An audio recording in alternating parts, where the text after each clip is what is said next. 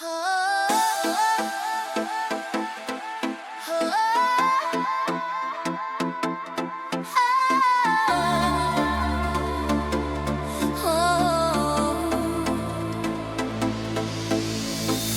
нощ светът не разбра, че вечността влезе във времето.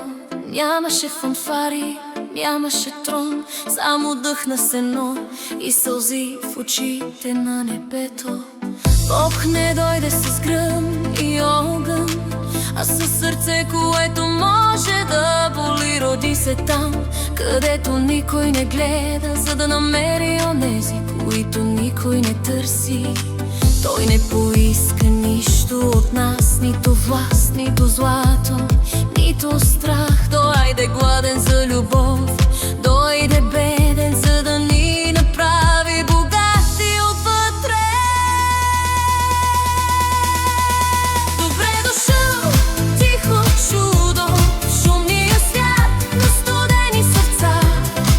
Добре дошъл в малка светлина, която не осъжда, а грее. И ангелите се засмяха от радост, не защото светът беше добър, а защото надеждата се роди.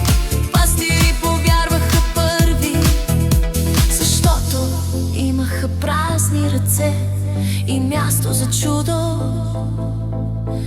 В тази нощ дори звездите слязоха по-ниско, за да видят как любовта има лице. О, Исусе, ти не дойде да вземеш, а да дадеш себе си. Не дойде да промениш трона, а човека. И днес, 2000 години по-късно, ти пак стоиш на прага ни, не като съдия, а като гост, който чака да бъде поканен. Питаш ни тихо, имаш ли място за мен между болката, гордостта и страха? Нека тази нощ не бъде само спомен, нека Рождество не свърши със свещите. Нека любовта излезе навън, в думите ни, в прошката ни, в ръцете ни към другите.